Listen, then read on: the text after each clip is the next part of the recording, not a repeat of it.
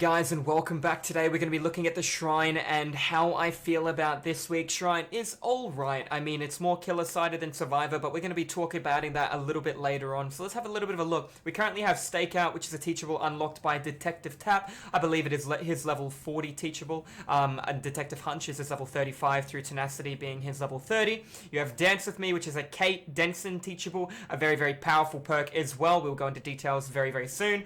Xenophobia, which is a nurse teachable, also in the base game, therefore you are not required to buy it out of the Shrine if you have no DLCs. And we have Hex Ruin, not in the base game, one of the most sought after perks in Dead by Daylight for a killer.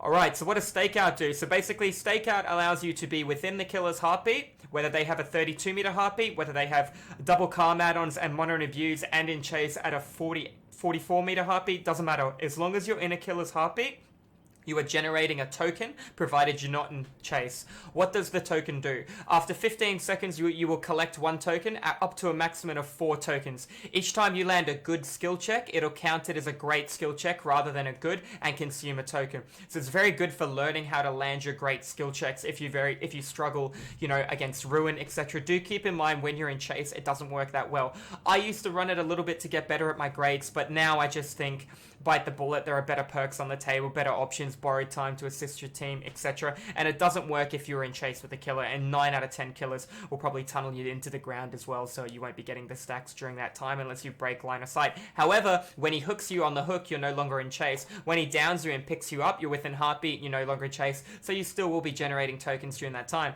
If you're kind of new to DBD and you're having trouble landing grades, sure, don't hesitate to pick up this perk from Detective Tap. He is a DLC in Dead by Daylight, and his other teachable perks aren't that great, so you don't have to unlock the character as opposed to buying one of his, if not the best perk he comes into the game with.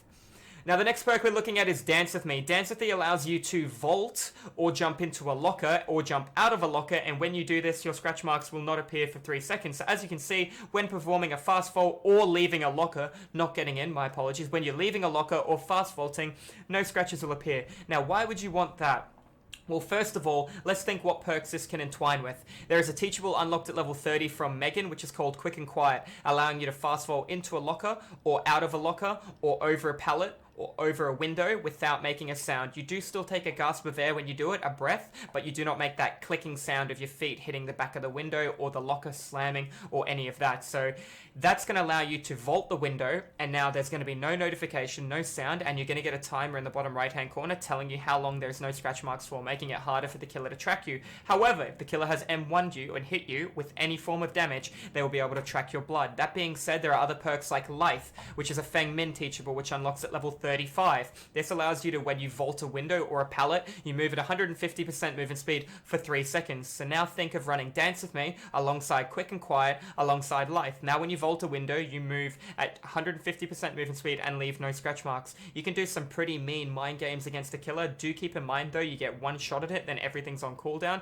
and you're not going to be able to do it again during chase. So it's kind of putting all your eggs in one basket. And if you wanted to fully go into that build, you could even run Fixated at the end of it. You could run, so you can see your own scratch marks, which Fixated does help. You could run Urban Evasion. You could run Iron Will in case you did get hit. You could take one of those perks off. It can work pretty decently. It's a Case Denson perk. It is very unique and tailored to certain kinds of builds. Therefore, I'm not a big fan of the perk. Would I unlock it? If I was interested in trying something different, sure, but no. I personally wouldn't want it throughout the Blood Web, as I don't find it too valuable. Moving on to the next perk, Xenophobia. Now, Xenophobia recently did get a rework. It basically allows you to stall the game. It says 12% here, but that's at tier 1. At tier 2 and tier 3, it goes all the way up to, I believe, 16%. It'll allow the game to be stalled 16% in terms of each survivor hurt. So basically, when you hit a survivor, there's going to be a debuff on all other survivors with a 3% or a 4% penalty, depending on what rank it is. So every other survivor suffers 4%. 4% isn't a lot, but now if you hit all 4 survivors, that is now you're looking at 16%. 16% of a generator. It takes 80 seconds to do a generator. 10% of 80 is 8. Halving 8 is 4, so you're looking at an additional 12, 13 seconds on a generator, providing they're not even landing greats. If they're landing greats, then it counters a tiny bit, but that's just an extra 13 seconds on an 80-second gen. Now the gen's taking 93 seconds. Can help a lot. It stacks with things like Pop Goes the Weasel for regression, Dying Light as well. Very common perk to see on people like Legion.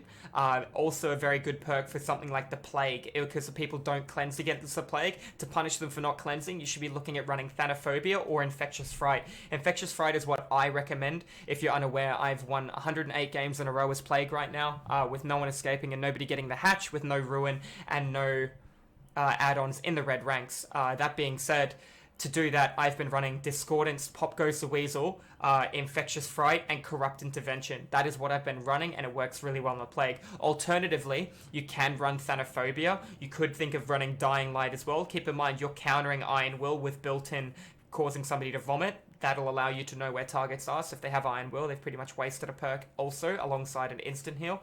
It can be decent on the Plague. People run it on Legion, stacking with Sloppy Butcher, therefore people are less inclined to heal, allowing Legion to be a little bit more of a powerhouse. He needs all the help he can get. Personally, it wouldn't bother me too much. I'd just work through a 16% penalty anyways if it was me in the game. The only time I'm going to heal is if I'm going for a basement save, or the guy's on Death Hook, or I'm on Death Hook. That's generally the only reason to go for a heal, or it's a Hag, or a Spirit without Iron Will. So there are a couple of reasons.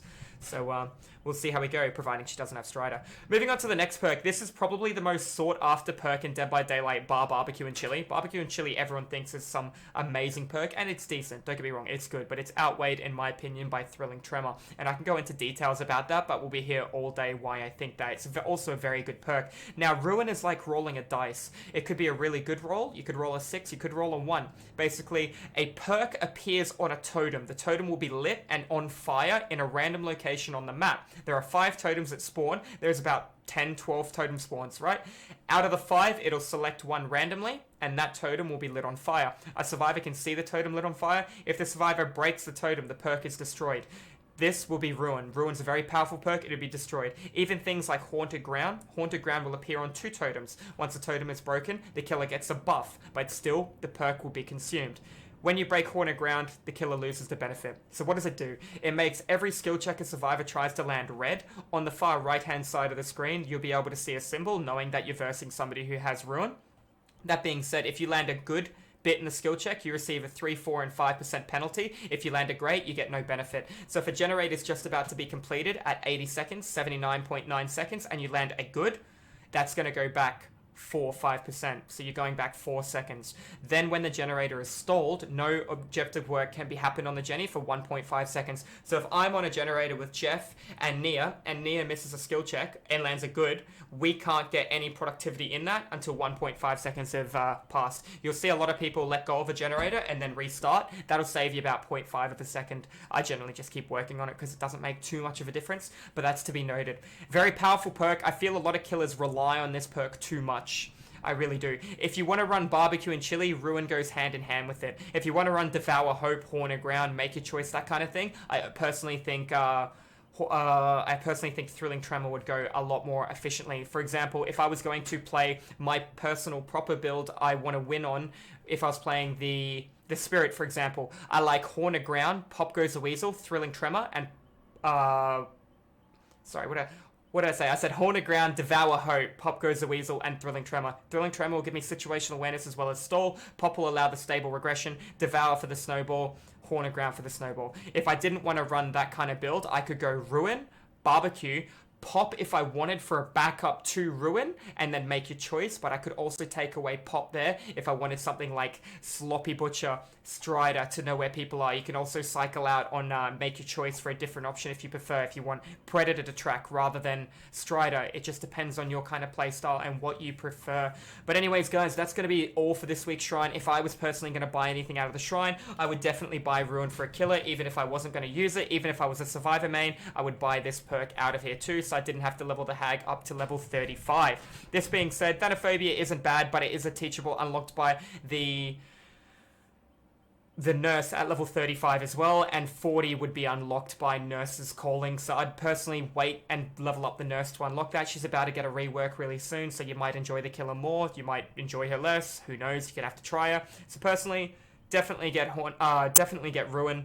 I'd pass up on Xenophobia because it's already in the game. If I wanted to play Survivor and try a cute build, or I already had Feng Min, or I had Alert from Feng Min, I had Lithe from Feng Min, I had Quick and Quiet, I'd unlock Dance With Me. And if I was struggling landing skill checks playing Survivor, I'd look at running into Stakeout. I think that would assist me being better at landing my skill checks and allowing me to know when the killer's around. If I wasn't paying attention to Heartbeat, I can pay attention to the Stakeout token in the bottom right-hand corner.